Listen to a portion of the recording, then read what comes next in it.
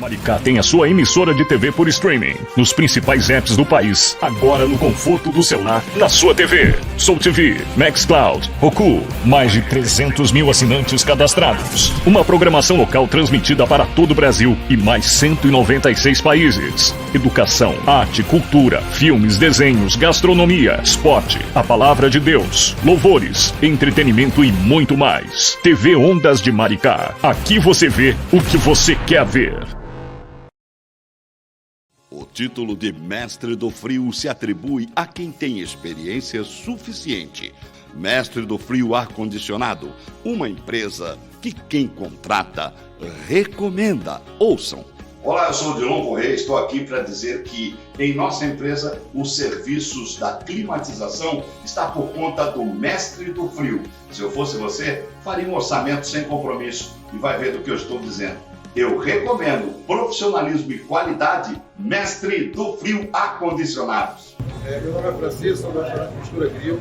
Estou aqui para super recomendar o Mestre do Frio, Flávio, que é um cara fora de série nessa área de ar-condicionado. Super recomendo ele. Eu sou a doutora Tainá Monteiro, cirurgiã dentista. Eu contratei os serviços do Flávio, Mestre do Frio, e recomendo. Viu só? Venha fazer parte do grupo de clientes satisfeitos do Mestre do Frio Ar-Condicionado. Peças, acessórios, manutenção, instalações, residencial e empresarial. Faça um agendamento sem compromisso. 21 97107 9076. Mestre do Frio, o verdadeiro clima de montanha. Bateu aquela fome? Tá com medo de comer na rua? Que tal uma comidinha caseira com tempero especial, qualidade e quantidade, com um cardápio variado, entregue aonde você estiver na região central da cidade de Maricá? Chame a Soul Gourmet 21 97373 8272 21 99162 2233. Para matar a fome, Soul Gourmet chega rapidinho até você. Palavra de Eunice. Venha conhecer a Patuá Pratas. Há 4 anos no setor de joalheria em Maricá. Produtos genuínos e atendimento com a excelência que você merece. Pratas 925, design atual e muito bom gosto. Sempre com modelos que irão impactar e combinar com sua elegância. Venha conhecer nossos mostruários e peças de perto e comprove. Patuá Pratas, o toque de requinte e qualidade para o seu dia a dia. Endereço: Centro Empresarial de Maricá, Avenida Roberto Silveira, 142, sala 514, Centro de Maricá. WhatsApp 21 97267 2461. Patuá Pratas, ousada, prateada, livre e feliz. E só para lembrar, a Patuá Pratas fica no prédio da Caixa Econômica, no Centro Empresarial de Maricá, 5º andar, sala 514. Não se confunda. Você sabe quando um veículo de comunicação tem credibilidade? É quando ele se consolida com mais de 20 anos informando, mostrando as belezas da cidade e seu desenvolvimento. Revista Maricá Já. Tudo o que você quer saber sobre Maricá está aqui. Saiba mais em @maricajaplay.org ou pegue um exemplar em nossos pontos de distribuição com edições mensais. Revista é Maricá Já. Nome, endereço, e-mail, fotos, número de documentos. Vivemos na era da informação. E essas informações valem muito dinheiro. Por isso, compartilhamento não autorizado de dados cadastrais aumentou muito e virou um negocião. E também um problemão. Você já deve ter notado, né? Empresas te ligando e sabendo muito da sua vida. Mas em 2018 foi criada a LGPD. Não é LGBT. É LGPD, Lei Geral de Proteção de Dados. E o que isso tem a ver com você? Se liga na dica. A LGPD foi criada para determinar como os dados pessoais devem ser coletados e tratados. E também prevê punições de até 2% do faturamento da empresa que descumprir a lei. Agora, seus dados devem ser protegidos, controlados e até mesmo destruídos pelas empresas responsáveis. A LGPD garante que os dados sejam utilizados somente para finalidade autorizada. Por exemplo, quando você se cadastra em uma loja online, somente essa loja pode usar as suas informações e não pode compartilhar ou vender os dados sem a sua autorização. Sabe aquelas fotos que tiram na portaria dos prédios? Também não podem ser compartilhadas e devem ser protegidas. LGPD é um grande avanço para os brasileiros, que agora podem ter mais privacidade e segurança. Se liga na dica. Verifique sempre se a empresa para a qual você está fornecendo seus dados está em conformidade com a Lei Geral de Proteção de Dados, a LGPD. Leste Telecom. Internet 100% fibra ótica de verdade.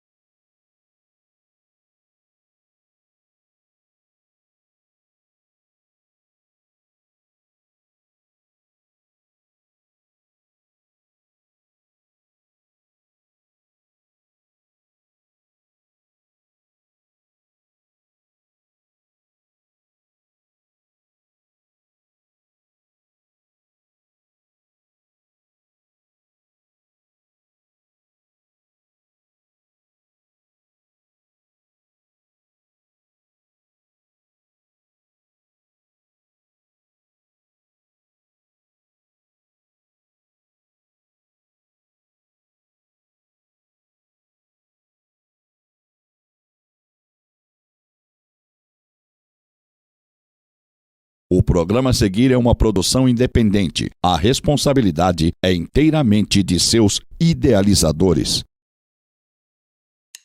Chegou a hora de dar prioridade a temas essenciais: educação, sociedade, capacitação profissional, psicologia e neurociência.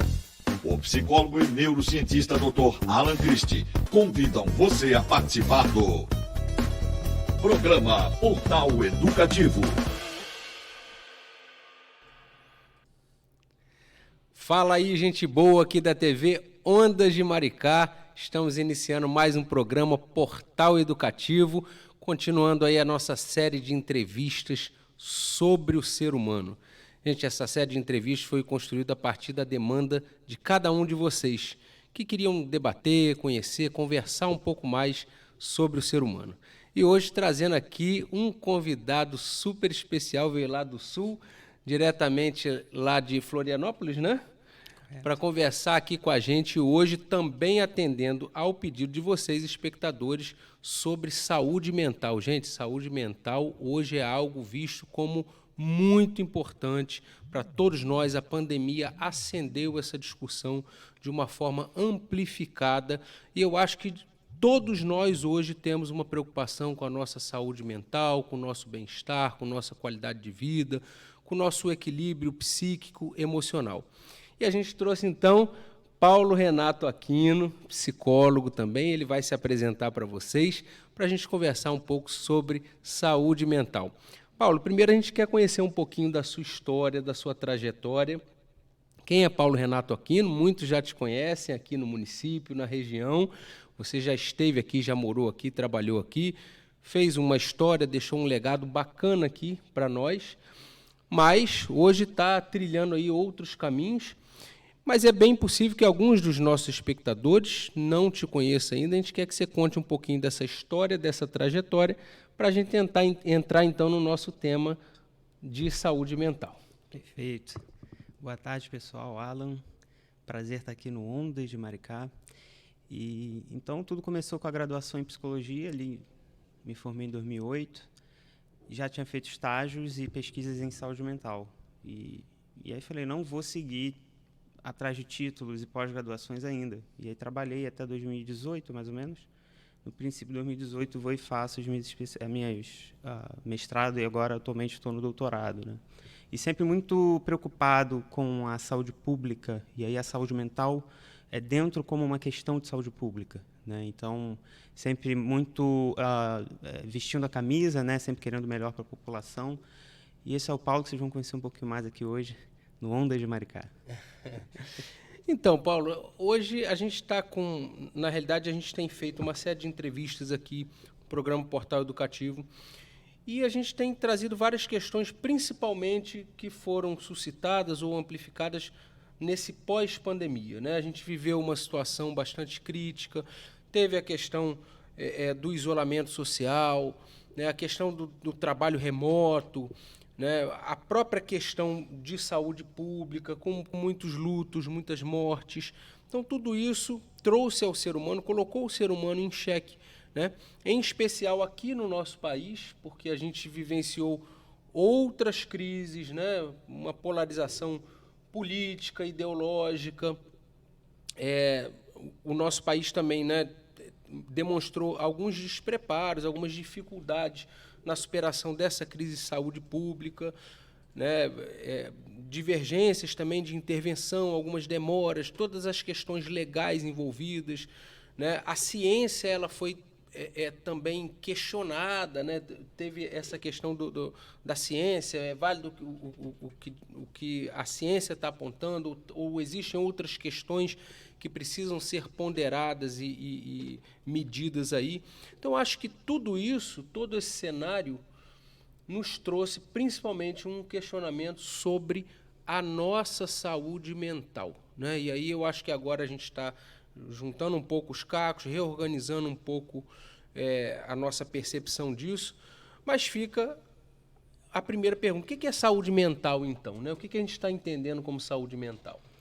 Muito difícil responder essa pergunta de forma rápida ou breve, sim, mas a gente pode pensar pelo menos duas formas, né? Existe a saúde mental, que é a política pública, né? E tudo que se fez desde do início do SUS. E tem a saúde mental, o estado em que uma pessoa se encontra, né, de se estar bem com a sua saúde mental ou não, né? Então, tem mais ou menos esses dois caminhos que a gente pode percorrer. Talvez a gente esteja aqui no mesmo entendimento, que a gente vai falar da saúde mental da população a nível assim, das pessoas, né? Então, pensar que saúde e mental, a saúde não necessariamente é ausência de doença, né? A saúde é você estar bem com seus projetos de felicidade e conseguindo executá-los, né? E o mental, lembrar que não é físico nem biológico, né? Ele é existencial, é de cada um, é de cada pessoa. Então, E aí a gente traz um pouco para a questão da subjetividade, né? A gente sai um pouco da objetividade quando a gente fala de saúde mental. Primeiro porque você não tem como, talvez, universalizar, né, o que seria um estado de saúde mental. Mas a gente tem uma perspectiva, talvez, que se aplique às pessoas, que aí a gente pode falar um pouco do sofrimento, né? Porque o sofrimento, seja de que ordem for, ele seria algo que comprometeria a saúde mental do sujeito, dependendo do nível do sofrimento, principalmente aquele sofrimento que vai impedir as atividades diárias, que vai trazer algum tipo de prejuízo ao equilíbrio, à produtividade do sujeito, né? A uma condição mais homeostática desse sujeito. Mas a gente também linka comumente a questão da saúde mental com o bem-estar, com a qualidade de vida. Como é que você faz essa leitura, assim? O estar bem é um desafio, sempre foi, né? Mas especificamente com as coisas, né, o contexto que a gente vive internacional e nacionalmente falando, né? Eu acho que a gente tem que se dar conta, primeiro de tudo, o que a gente está fazendo com a nossa própria vida, né? Se a gente está só cumprindo tarefa, cumprindo ordens, se a gente consegue fazer com que os seus aplicativos e dispositivos que você começou a usar com a pandemia, eles de fato são só instrumentos de trabalho e deixaram de ser instrumentos, às vezes, de acesso a um lazer, né? E quanto dessa invasão a gente consegue dar um limite? Porque eu vejo muito adoecimento a partir dessa invasão, né? Por exemplo, o próprio WhatsApp, se você não tem dois, o pessoal vira profissional e aí quando você vê, de segunda a sexta está bombando, e chega os no fim... celulares, né? E celulares. Vai 1, 2, 3, daqui, né? Eu já estou com 3, né?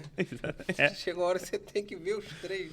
Pois é, então poder... Mas não é fácil, né? Porque ainda mais pessoas, se você for ver, talvez, né? A gente não tenha pesquisas, mas a gente observa. As pessoas boas, as pessoas que se dedicam, empáticas, que de fato se preocupam com o outro, às vezes são as que mais sofrem, porque é isso, elas não conseguem deixar de ajudar alguém numa situação, e elas também adoecem. E aí, se a gente fala em psicologia e no papel do psicólogo, a gente pode ver que é aquele que precisa cuidar, né, de quem cuida. Só que a gente tem também os profissionais adoecendo. Então, é realmente um estado assim, de saúde mental para todos, inclusive para os profissionais, né, que trabalham, já assim, está bem alarmante. E sobre o pós-pandemia, ou ainda, né, na pandemia, mas num estado já fora de uma crise, vamos dizer, sim, de uma crise tão grande, eu escutei uma coisa muito importante de uma pessoa qualquer, numa situação social, em que ela disse: a minha irmã mais velha nunca conseguiu ganhar dinheiro com a psicologia. Depois da pandemia, o consultório dela está cheio. Então, assim, é triste saber isso, né? Eu acho que legal que um profissional conseguiu ali, né? Mas é triste saber que é por isso que um profissional, por exemplo, encheu a sua agenda. E aí, então, assim, é preocupante. Não pode esquecer da questão do atendimento online também, que se popularizou muito, né? Sim. Houve até, no caso da psicologia, o Conselho Federal fez uma ampliação desse autorizativo, que era algo que ainda precisava de um cadastro, de uma autorização e tal, exatamente para atender as pessoas, porque as pessoas adoeceram muito, precisavam de um suporte psicológico. E aí, como tê-lo se você estava com as restrições, né, de mobilidade, né, a questão do isolamento e tudo mais? Então, acho que isso também acabou facilitando também o acesso, né? A questão do atendimento online, né? Sim. Mas eu acho que as pessoas realmente adoeceram muito com toda essa situação, né? Eu vejo um individualismo se exacerbou, né? As pessoas estão cada vez mais querendo garantir o seu e rompendo com o outro, né? Eu lembro muito antes da pandemia a questão daquela greve dos caminhoneiros, né? Nossa, vai todo mundo se unir porque a gente vai realmente enfrentar uma dificuldade? Não. O individualismo aumentou. E com a pandemia acho que eu vi a mesma coisa. Tive a mesma esperança, né, de que haveria união, haveria um esforço coletivo de todo mundo se ajudar, mas, na verdade, quando a coisa fica feia, a gente tem essa tendência a um individualismo cada vez maior, né?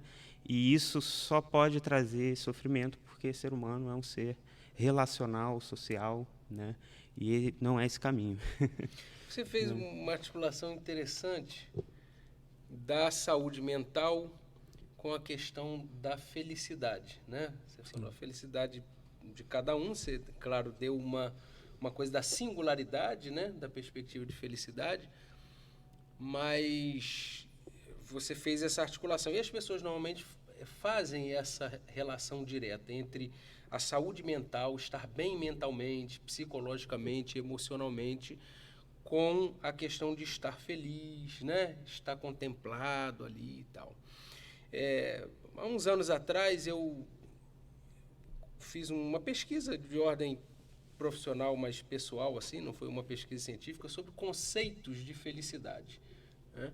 E aí fui lá, usei o budismo, né? Fui às teorias mais ocidentais, peguei o pessoal lá da filosofia antiga, né? E assim, tem muitos conceitos interessantes de felicidade. O pessoal lá mais oriental faz uma articulação muito grande da felicidade com a questão da paz, né? Mas quando você pega, por exemplo, uma perspectiva aristotélica, né? Aristóteles foi um dos grandes filósofos da Grécia Antiga. Ele fala que a felicidade ela vai ser encontrada no caminho do equilíbrio, né? Ele fala até sobre a justa medida das coisas, né? À medida que você vai achando esse equilíbrio entre as coisas, você escolhe ali o caminho do meio, você consegue ter uma perspectiva de sucesso, de felicidade maior. É fato que a pandemia tirou o equilíbrio de muita gente, né? Da maioria das pessoas.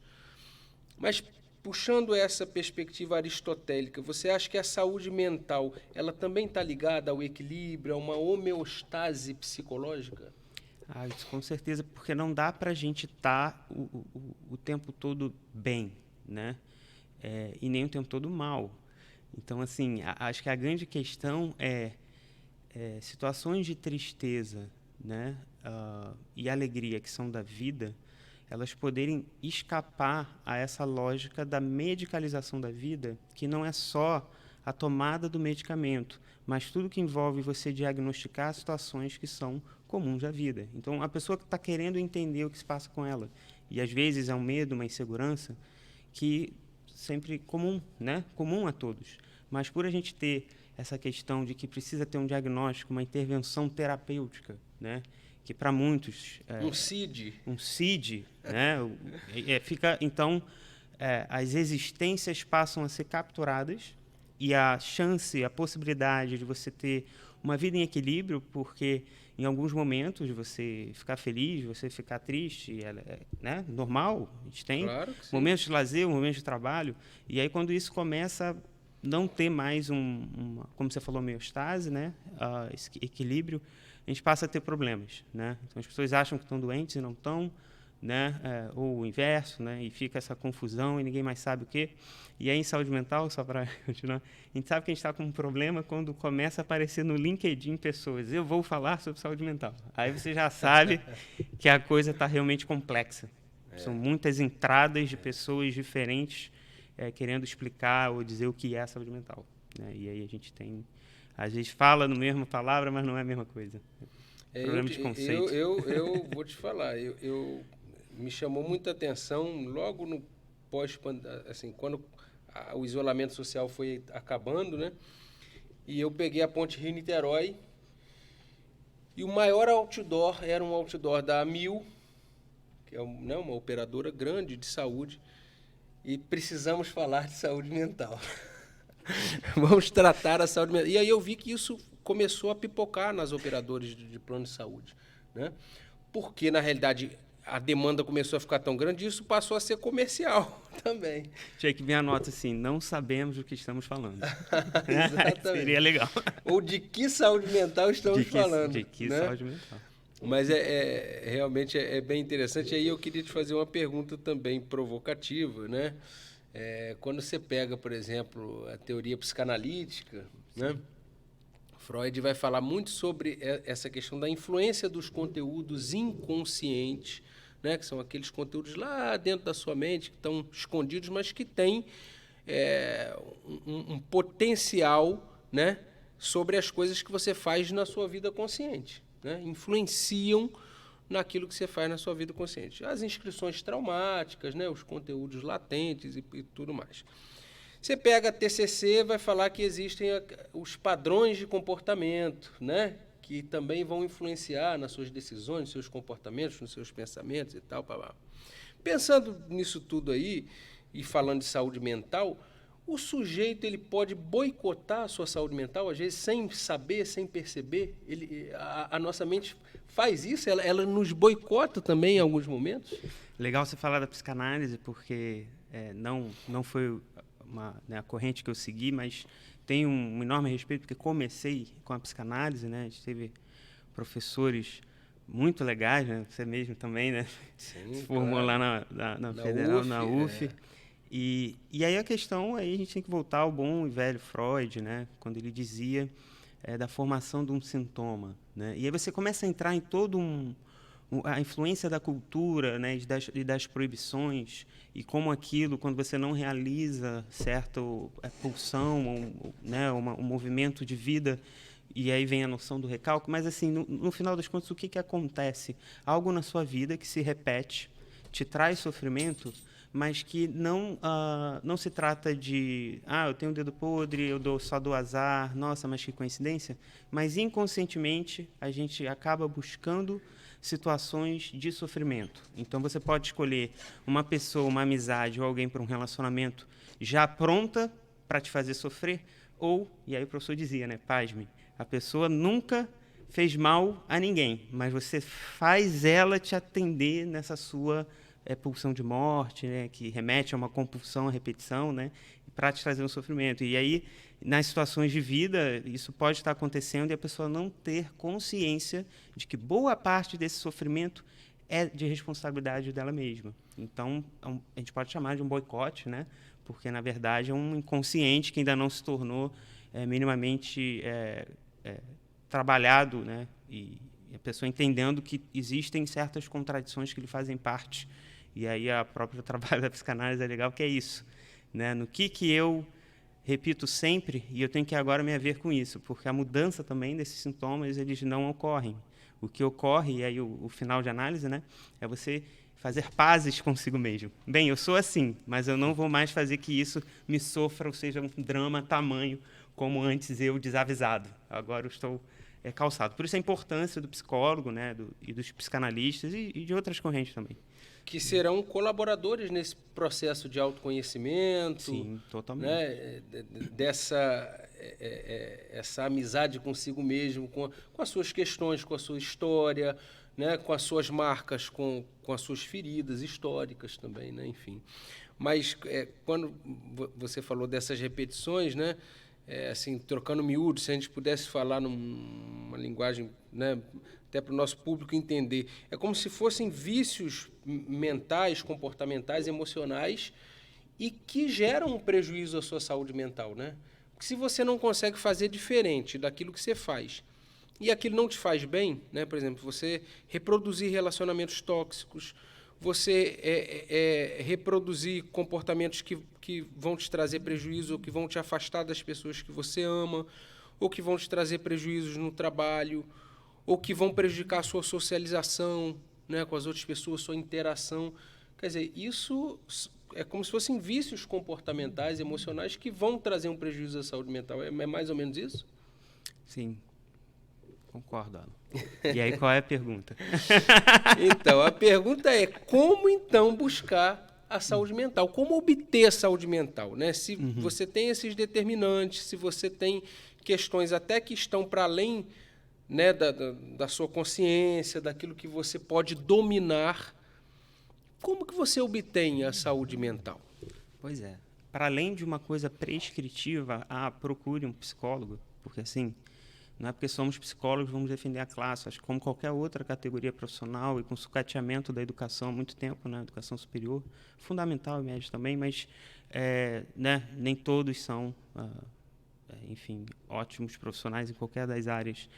Mas acho que o primeiro caminho é a reflexão. Acho que a gente tem um problema de temporalidade. Como as coisas são muito imediatas e às vezes a vida nos coloca isso, ter que matar um leão por dia, pensar no aqui e agora, né?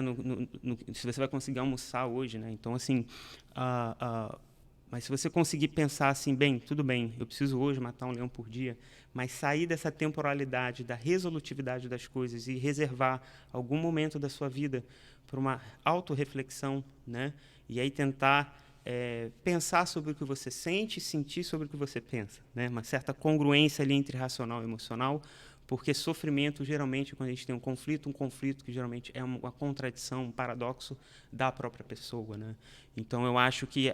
eu não gosto dos jargões da autoajuda, como autoconhecimento, né? Acho que já ficou muito carregado de sentido, mas se eu não consigo ter o acesso a uma terapia, ao profissional, tentar. Você pode, às vezes, pegar um bom livro, né? E aquilo te fazer entrar numa reflexão. Você pode conversar com amigos, pessoas, buscar espaços. Hoje na internet, né, você tem inúmeras formas de estar buscando. E aí, no caso, não é só conteúdo, é informação. Ela não resolve. O saber não resolve nela. E sim o colocar em xeque de muitos saberes cristalizados e tentar refletir sobre si mesmo, né, eu acho que é o primeiro passo, né? É um alimento, talvez, né? Mas quais as fomes que a gente tem, né? Às vezes o saber, principalmente quando ele se cristaliza, né? Que o saber, eu entendo que eu faria até uma transposição, eu usaria talvez o conhecimento, né?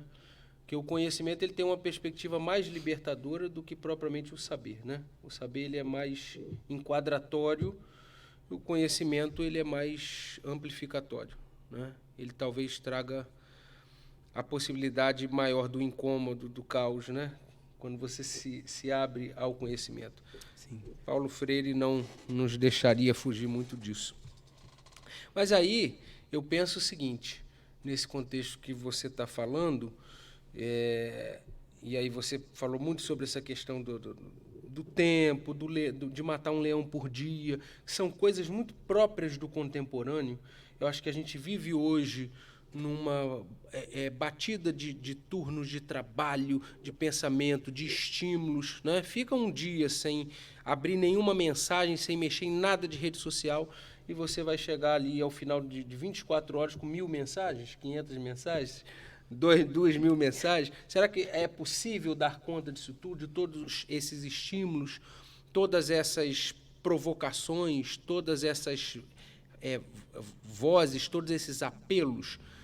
Então eu fico pensando, aí eu pego o Mal-Estar na Civilização de 1930, quase 100 anos atrás, Freud já nos apontava para isso.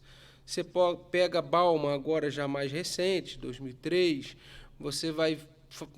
a gente vai falar de amor líquido, né? Dos sentimentos líquidos, né? Dessa coisa muito líquida dos afetos, dos vínculos. Isso é o contemporâneo, né? As tecnologias, essa agressividade de tecnologias, de estímulos e tal. E aí eu penso, eu questiono se realmente é possível ter saúde mental e qual o nível de saúde mental que é possível ter no contemporâneo. É muito difícil. Isso me remete já imediatamente à discussão dos jovens, né? Juventude. Aquele que está para se formar daqui a pouco, né? Perde a blindagem da sua instituição de ensino e vai ter que se lançar ao mercado de trabalho. O que eu escuto de relatos de pessoas que acabam trabalhando de graça tipo, em nome de uma experiência, de você começar a construir um currículo, e aí depois você vai para a sua primeira oportunidade de trabalho também para ganhar miséria, né? Assim, E aí fica difícil. Assim, como é que a gente vai falar de saúde mental se o básico, né? Aí seria tipo pirâmide das necessidades de Maslow. Né? Você começa ali, você precisa ter alimentação, moradia, certo? E aí você vai subindo até você poder ter lazer e tudo mais. Então, assim, se a gente está indo atrás do mínimo e do básico e às vezes não conseguindo, você realmente tem que ter muita perseverança, jogo de cintura, né? E eu acho que uma das saídas, e aí trazendo não de um moralismo, mas se a gente pegar a noção do recovery para a saúde mental, que a Organização Mundial de Saúde orienta desde 2012 como para todo o mundo os serviços precisam ser orientados pelo recovery, tem uma das suas dimensões que é a esperança. Não é de um moralismo, mas é a esperança de você poder, e aí de novo, se você falar dos projetos de felicidade, mas o ter planos, que é algo também que dependendo da cidade em que você mora, né, e aí, né, a gente pode fazer talvez uma autocrítica à nossa querida cidade daqui, são jovens, né, e não são todos, mas jovens, vivendo crises de planos, assim, eles querem ter planos, eles querem crescer, eles querem evoluir na sua vida, e às vezes a esperança ela está ali quase no final, inexistente, e isso é extremamente adoecedor para a saúde mental. Não, eu tive uma experiência interessante, uma experiência bem prática na minha atuação, né, na área de educação, onde eu aplicava dinâmicas com jovens estudantes, né, e eu tinha 3 perguntas, né? A primeira é o seguinte: como é que eles se viam daqui a 3 anos? 3, 5 anos, 3 anos? E aí eu já percebi uma dificuldade enorme desses jovens fazerem essa projeção para um futuro próximo, né? Como é que eles gostariam de estar, onde é que eles estariam, o que eles estariam fazendo e tal. Segunda coisa, qual a ideologia de vida? Qual é a filosofia, qual é a ideologia de vida desses jovens? E aí também uma ausência bastante razoável, né? Em que